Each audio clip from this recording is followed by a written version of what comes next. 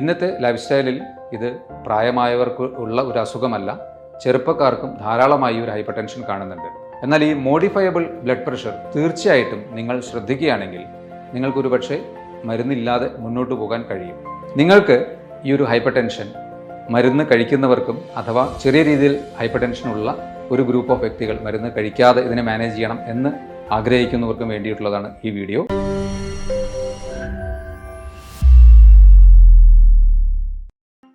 Hello friends, ഞാൻ doctor Abhiram.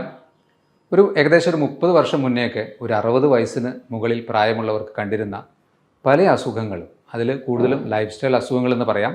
പ്രധാനമായും diabetes, hyper tension, heart attack അല്ലെങ്കിൽ കൊളസ്ട്രോൾ പ്രശ്നങ്ങൾ, ഇതൊക്കെ ഇന്ന് ശരിക്കും പറഞ്ഞാൽ ഒരു 15, 18, 20 വയസ്സാകുമ്പോഴേക്കൊക്കെ തന്നെ നിങ്ങൾ പലപ്പോഴും പേപ്പറിൽ വായിച്ചിട്ടുണ്ടാവും. 15 വയസ്സായ കുട്ടി കുഴഞ്ഞു വീണ് മരിച്ചു, 20 വയസ്സായ കുട്ടിക്ക് ഹാർട്ട് അറ്റാക്ക് മൂലം മരിച്ചു.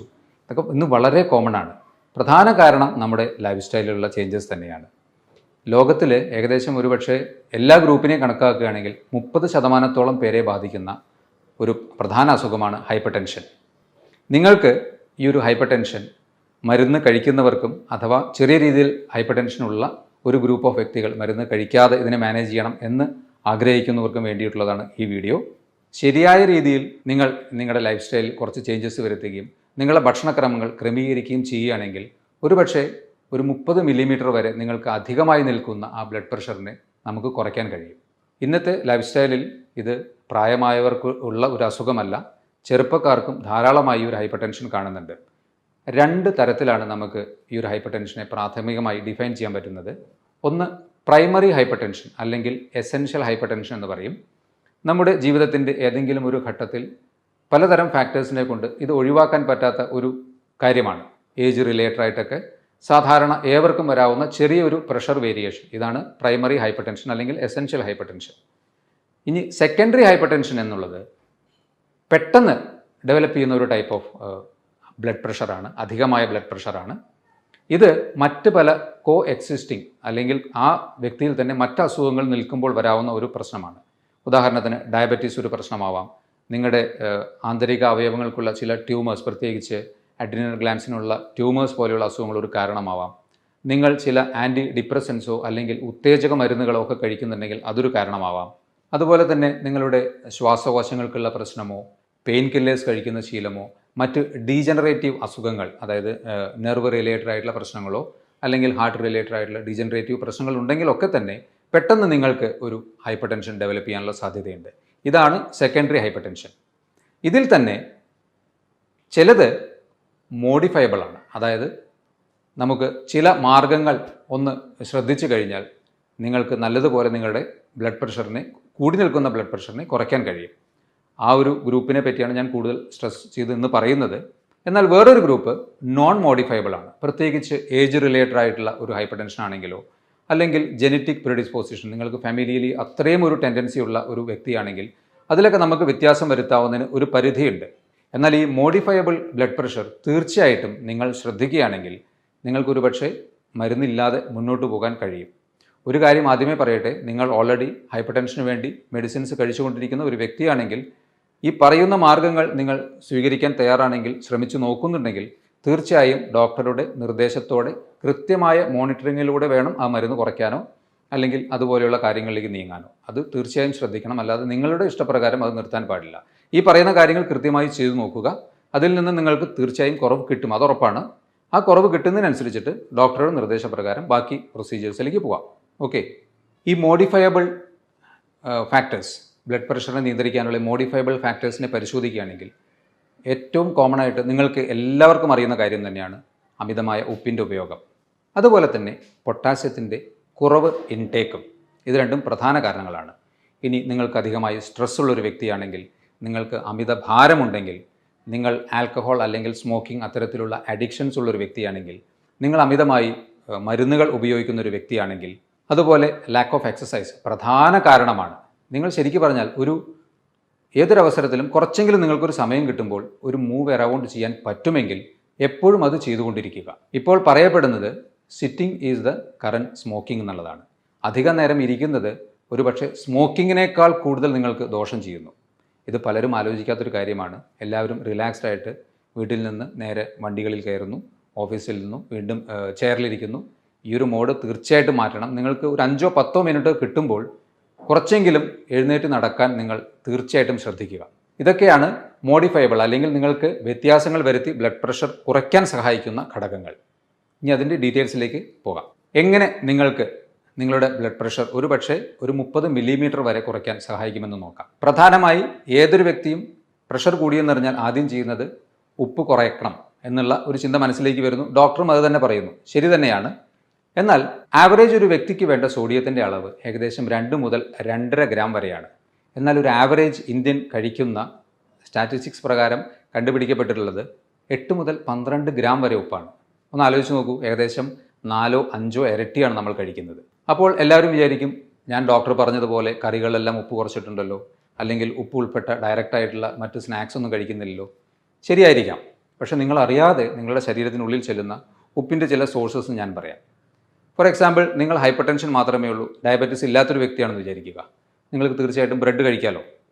ബ്രേക്ക്ഫാസ്റ്റിന് നിങ്ങൾ 5-8 പീസ് ബ്രെഡ് കഴിച്ചു എന്ന് വിചാരിക്കുക.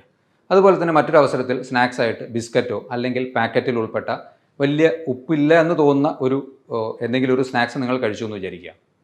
ഇതിൻ്റെയൊക്കെ പുറത്ത് എഴുതിയിരിക്കുന്ന ഇൻഗ്രീഡിയൻസ് നിങ്ങൾ എപ്പോഴെങ്കിലും വായിച്ചു നോക്കിയിട്ടുണ്ടോ? എല്ലാത്തിലും ഒരു ടേസ്റ്റ് മേക്കറായിട്ട് മെയിൻ ഇൻഗ്രീഡിയൻറ്റ് സോൾട്ട് തന്നെയാണ്. ഒരു ബ്രെഡ് പ്ലസ് അതിൻ്റെ കൂടെ ബട്ടർ കഴിച്ചു, അത് സോൾട്ടഡ് ബട്ടർ ആണെങ്കിൽ നിങ്ങളറിയാതെ അത്രയും ഉപ്പ് നിങ്ങളുടെ ഉള്ളിൽ ചെന്നു. നമ്മളൊരു പാർക്കിലോ അല്ലെങ്കിൽ ഈവനിങ് ഒരു ബീച്ചിലൊക്കെ പോകുമ്പോൾ വളരെ നിരുപദ്രവകരം എന്ന് കരുതുന്ന ഹൈപ്പർ ടെൻഷനുള്ള ഒരു വ്യക്തിക്കാണ് ഞാൻ പറയുന്നത്, നിലക്കടല വാങ്ങി കഴിക്കുന്നു. ആ ഉപ്പിൽ വറുത്തതുകൊണ്ട് മാത്രമാണ് അതിന് അത്രയും ടേസ്റ്റ്. ആ ഉപ്പ് നിങ്ങളുടെ ഉള്ളിൽ ചെല്ലുന്നു. ഇതുപോലെ പാക്കറ്റിൽ വരുന്ന എല്ലാ ഭക്ഷണങ്ങൾക്കും ഈ ഉപ്പ് ഒരു പ്രധാന ഘടകമാണ്. അതുപോലെ തന്നെ നിങ്ങൾ ഒരു ഹോസ്റ്റലിൽ താമസിക്കുന്ന വ്യക്തിയോ അല്ലെങ്കിൽ അത്യാവശ്യത്തിന് പുറമേ നിന്ന് ഭക്ഷണം ഹോട്ടലിൽ നിന്ന് വാങ്ങി കഴിക്കുന്ന ഒരു വ്യക്തിയാണെങ്കിൽ ഉറപ്പിച്ചോളൂ, നിങ്ങൾ വീട്ടിലിടുന്നതിൻ്റെ ഇരട്ടി ഉപ്പ് അതിലുണ്ടാവും. കാരണം ആ ഒരു ടേസ്റ്റിന് ആ ഒരു ഉപ്പ് മെയിൻ ഒരു ടേസ്റ്റ് മേക്കറാണ്. അതുകൊണ്ട് പുറമേ നിന്നുള്ള ഭക്ഷണം മാക്സിമം ഒഴിവാക്കുക. ഇത്തരത്തിൽ നിങ്ങൾ അറിയാതെ ഉള്ളിൽ ചെല്ലാൻ സാധ്യതയുള്ള ഉപ്പിൻ്റെ അളവ് മാക്സിമം കുറയ്ക്കുക. ഇതുപോലെ ആവറേജ് ഹൈപ്പർ ടെൻഷനുള്ള ഒരു വ്യക്തി ഏകദേശം 8 ഗ്രാമോളം ഉപ്പ് ഉള്ളിൽ ചെല്ലുന്നുണ്ട് എന്ന് കരുതുക. ആ വ്യക്തിക്ക് 1 ഗ്രാം ഉപ്പ് കുറയ്ക്കാനായാൽ ബ്ലഡ് പ്രഷർ 5 മില്ലിമീറ്ററോളം കുറയും. അതാണ് അതിൻ്റെ യാഥാർത്ഥ്യം. അപ്പോൾ അതുകൊണ്ട് ഉപ്പ് നിങ്ങൾ മാക്സിമം ഇത്തരത്തിലുള്ള സോഴ്സുകളിൽ നിന്ന് മാക്സിമം കുറയ്ക്കാൻ ശ്രമിക്കുക. ഇതിൻ്റെ കൂടെ ഉപ്പിനെ കൗണ്ടർ ചെയ്യുന്ന വേറൊരു എലമെൻ്റാണ് പൊട്ടാസ്യം. ഇത് ശരിക്കും ഒരു വ്യക്തിക്ക് പെർ ഡേ വേണ്ടത് 4 മുതൽ 4.5 ഗ്രാമാണ്. എന്നാൽ നമ്മൾ ഏതൊരു വ്യക്തിയും പൊട്ടാസ്യം കഴിക്കുന്നത് വളരെ കുറവും ഉപ്പ് കഴിക്കുന്നത് വളരെ കൂടുതലുമാണ്.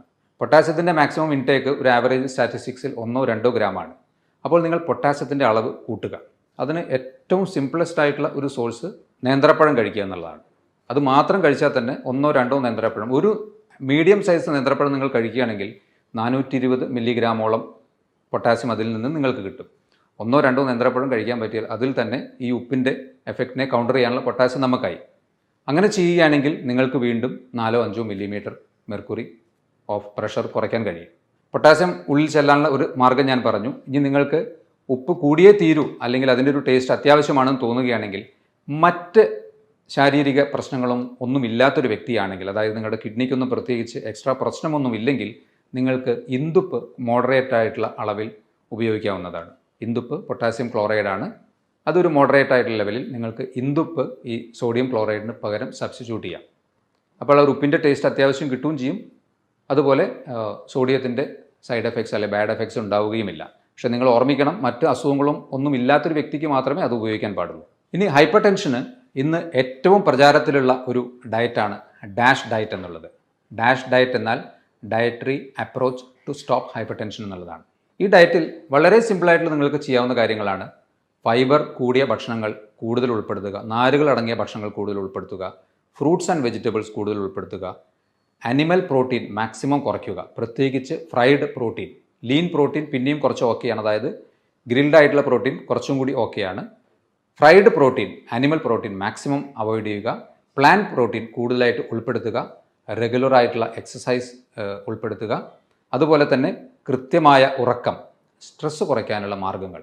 ഇതാണ് ഒരു ഓവറോൾ ഡാഷ് ഡയറ്റിനെ പറ്റി നോക്കുകയാണെങ്കിൽ നമുക്ക് കിട്ടുന്ന ഒരു പിക്ചർ. അപ്പോൾ ഈ രീതിയിൽ നിങ്ങൾക്ക് പ്രാക്ടീസ് ചെയ്യാൻ പറ്റുകയാണെങ്കിൽ വീണ്ടും നിങ്ങൾക്ക് നല്ല രീതിയിൽ നിങ്ങളുടെ ഹൈപ്പർ ടെൻഷനെ കുറയ്ക്കാൻ പറ്റും. അടുത്തത്, നിങ്ങൾക്ക് omega-3 ഫാറ്റി ആസിഡ്സ് ഉൾപ്പെട്ട ഭക്ഷണങ്ങൾ കൂടുതൽ ഉൾപ്പെടുത്താൻ പറ്റുകയാണെങ്കിൽ, പ്രത്യേകിച്ച് ഫിഷ് ഓയിൽ അല്ലെങ്കിൽ ഫ്ലാക്സ് സീഡ്, ലിൻസീഡ്, അത്തരത്തിലുള്ള സീഡ് ഓയിൽസോ അല്ലെങ്കിൽ സൺഫ്ലവർ സീഡ് ഓയിൽ, ഇതൊക്കെ കൂടുതലായിട്ട് ഉൾപ്പെടുത്താൻ പറ്റുമെങ്കിൽ നിങ്ങൾക്ക് വീണ്ടും ഒരു പരിധിവരെ നിങ്ങളുടെ ഹൈപ്പർ ടെൻഷനെ കുറയ്ക്കാൻ പറ്റും. അതെല്ലാം മോഡറേറ്റ് ആയിട്ടുള്ള ലെവലിൽ നിങ്ങൾ ഉൾപ്പെടുത്തുക. അതുപോലെ മഗ്നീഷ്യം കൂടുതലായിട്ടുള്ള ഭക്ഷണങ്ങൾ, omega-3 ഫാറ്റി ആസിഡ്സും മഗ്നീഷ്യം കൂടുതലായിട്ടുള്ള ഭക്ഷണങ്ങൾ ഉൾപ്പെടുത്തിയാൽ നിങ്ങൾക്ക് വീണ്ടും നിങ്ങളുടെ ഹൈപ്പർ ടെൻഷനെ കുറയ്ക്കാം. അടുത്ത പ്രധാന വില്ലൻ ആരാണ്? ഒബേസിറ്റി അഥവാ പൊണ്ണത്തടി തന്നെയാണ്. ഒരു 170 സെൻറ്റിമീറ്റർ ഹൈറ്റുള്ള ഒരു വ്യക്തി, അദ്ദേഹത്തിന് ആവറേജ് വേണ്ടത് ഒരു 68 മുതൽ 72 കിലോ ഭാരമാണെന്ന് വിചാരിക്കുക. പക്ഷേ ആ വ്യക്തിക്ക് ഒരു 90 അല്ലെങ്കിൽ 95 കിലോ ഉണ്ട്. പ്ലസ് അദ്ദേഹം ഹൈപ്പർ ടെൻസീവുമാണ്. തീർച്ചയായിട്ടും ഹൈപ്പർ ടെൻഷൻ വരാനുള്ള സാധ്യത എത്രയോ കൂടുതലാണ് ഭാരം കൂടുന്നതിനനുസരിച്ചിട്ട്. ഈ 95 കിലോ ഉള്ള ഒരു വ്യക്തി ആവറേജ് 72 കിലോ ആണ് വേണ്ടതെങ്കിൽ 1 കിലോ വെയിറ്റ് കുറയ്ക്കാൻ പറ്റുകയാണെങ്കിൽ ഏകദേശം 1 മില്ലിമീറ്ററോളം ഹൈപ്പർ ടെൻഷൻ നിങ്ങൾക്ക് കുറയ്ക്കാം. ഒരു 10 കിലോ കുറയ്ക്കാൻ പറ്റുകയാണെങ്കിൽ, ഒരു 180ലാണ് നിങ്ങളുടെ പ്രഷർ നിൽക്കുന്നതെങ്കിൽ അത് 170ലേക്ക് എത്തിക്കാം. വീണ്ടും ഒരു 10 കിലോ കുറയ്ക്കുകയാണെങ്കിൽ വീണ്ടും ഒരു 170ലേക്ക് എത്തിക്കാം. വളരെ സിമ്പിളായിട്ടുള്ള മെത്തേഡാണ്. ഒന്ന്, നിങ്ങളുടെ മനസ്സ് മാത്രം മതി അതിൽ. ഈ തടി കുറയ്ക്കാൻ വേണ്ടിയിട്ടുള്ള കുറച്ച് മാർഗ്ഗങ്ങൾ അവലംബിച്ചാൽ ഹൈപ്പർ ടെൻഷൻ നല്ലതുപോലെ കുറയും എന്നാണ് പഠനങ്ങൾ പറയുന്നത്. അടുത്തത്, ഇന്നത്തെ ഒരു ഫാസ്റ്റ് ലൈഫിൽ ഒട്ടുമിക്ക പേർക്കും പറ്റാത്ത ഒരു കാര്യമാണ് എക്സസൈസ്. റെഗുലറായിട്ടുള്ള എക്സസൈസ് നിങ്ങൾക്ക് ചെയ്യാൻ പറ്റുകയാണെങ്കിൽ മിനിമം 30 മിനിറ്റ്സ് പെർ ഡേ, അല്ലെങ്കിൽ ഓൾട്ടർനേറ്റ് ഡേയ്സിൽ ഒരു 40 മിനിറ്റ്സ് എങ്കിലും നിങ്ങൾക്ക് ഒരു മോഡറേറ്റ് ടു സിവിയർ അല്ലെങ്കിൽ വിഗറസ് എക്സസൈസ് ചെയ്യാൻ പറ്റുമെങ്കിൽ നല്ലതുപോലെ ഹൈപ്പർ ടെൻഷനെ കുറയ്ക്കാൻ പറ്റും. പക്ഷേ എപ്പോഴാണോ നമ്മൾ അത്തരത്തിലുള്ളൊരു എക്സസൈസ് ചെയ്യുമ്പോൾ നിങ്ങൾക്ക് എന്തെങ്കിലും ഒരു അസ്വാസ്ഥ്യം തോന്നുന്നത്, ആ സ്റ്റേജിൽ വെച്ച് അത് നിർത്തുക. പിന്നീട് അത് കണ്ടിന്യൂ ചെയ്ത് കുറയ്ക്കാൻ വേണ്ടി ശ്രമിക്കരുത്. കാരണം നമ്മുടെ ആന്തരിക അവയവങ്ങളുടെ ഒരു അവസ്ഥ നമുക്കറിയില്ല പലപ്പോഴും, പ്രത്യേകിച്ച് ഹാർട്ടിൻ്റെയൊക്കെ. ചിലപ്പോൾ അമിതമായ പ്രഷർ അല്ലെങ്കിൽ ഒരു സ്ട്രെസ് ഹാർട്ടിന് വരുമ്പോൾ ചിലപ്പോൾ അത് കൈവിട്ട് പോയേക്കാം. അതുകൊണ്ട് നോക്കി മെല്ലെ മെല്ലെ ഒരു 10 മിനിറ്റ് 20 മിനിറ്റ് കൂട്ടി കൊണ്ടുവന്ന് അരമണിക്കൂർ ആവറേജ് നിങ്ങൾക്ക് എക്സസൈസ് ചെയ്യാൻ പറ്റുമെങ്കിൽ നിങ്ങൾ വെറുതെ നടന്നാലും മതി.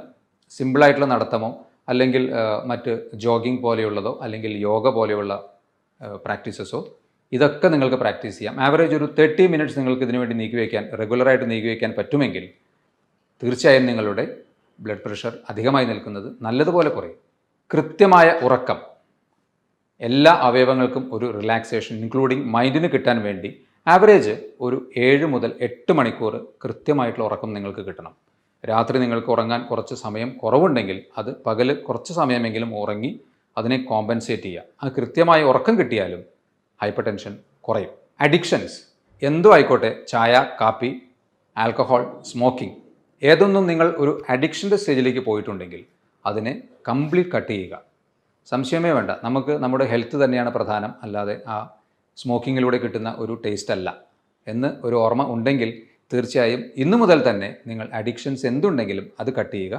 നല്ലതുപോലെ നിങ്ങളുടെ ഹൈപ്പർ ടെൻഷൻ കുറയും. ഹൈപ്പർ ടെൻഷൻ്റെ ഒരു പ്രധാന കാരണമായി പറയുന്നത് സ്ട്രെസ്സ് തന്നെയാണല്ലോ. അപ്പോൾ ആ സ്ട്രെസ്സ് കുറയ്ക്കാൻ കുറച്ച് സമയം നിങ്ങൾ എക്സസൈസ് ഒരു നല്ല മാർഗ്ഗമാണ്. ഫിസിക്കലി റിലാക്സ്ഡ് ആകുമ്പോൾ മൈൻഡ് ഓട്ടോമാറ്റിക്കലി നല്ലതുപോലെ റിലാക്സ്ഡ് ആവും. അതുപോലെ തന്നെ യോഗ അല്ലെങ്കിൽ മെഡിറ്റേഷൻ പോലെയുള്ള സിമ്പിൾ ടെക്നിക്സ് പ്രാക്ടീസ് ചെയ്താലും നിങ്ങൾക്ക് സ്ട്രെസ്സ് കുറയ്ക്കാൻ പറ്റും. ഈ ഒരു കാര്യം മറക്കാതെ അപ്പോൾ അതും ചെയ്യുക. ഇനി അതുപോലെ തന്നെ ഭക്ഷണത്തിൽ ജങ്ക് ഫുഡ്, നേരത്തെ പറഞ്ഞത് തന്നെയാണ് ജങ്ക് ഫുഡ്. അതിൽ എടുത്തു പറയുന്ന കാര്യങ്ങൾ, ഒന്ന് ചായ, കാപ്പി, റിഫൈൻഡ് ഷുഗർ ഉൾപ്പെട്ട ഭക്ഷണങ്ങൾ, ഇത് മാക്സിമം കട്ട് ചെയ്യുക. അതുപോലെ തന്നെ ഫ്രൂട്ട്സ് ആൻഡ് വെജിറ്റബിൾസ് മാക്സിമം ഉൾപ്പെടുത്തുക. വെള്ളം നല്ലതുപോലെ കുടിക്കുക. ഫ്രീക്വൻറ്റ് ഇൻ്റർവെൽസിൽ മറക്കാതെ വെള്ളം കുടിച്ചുകൊണ്ടിരിക്കുക. ഇത്രയും കാര്യങ്ങൾ ജനറലായിട്ട് ചെയ്തു കഴിഞ്ഞാൽ ഉറപ്പാണ് നിങ്ങളുടെ ബ്ലഡ് പ്രഷർ ഏകദേശം ഒരു 20 മുതൽ 30 മില്ലിമീറ്റർ വരെ കുറയുമെന്നുള്ളത്. കൂടി നിൽക്കുന്നൊരു വ്യക്തിക്ക് ഇത് പരീക്ഷിച്ച് നോക്കാവുന്നതാണ്, തീർച്ചയായിട്ടും കുറയും. ഹൈപ്പർ ടെൻഷനുള്ള ഒട്ടനവധി വ്യക്തികൾക്ക് ഇത്രയും ഇൻഫർമേഷൻസ് തീർച്ചയായും യൂസ്ഫുൾ ആയിരിക്കും. ഇതുപോലെ മറ്റൊരു ഹെൽത്ത് ടോപ്പിക്കുമായി വീണ്ടും കാണാം. ബൈ.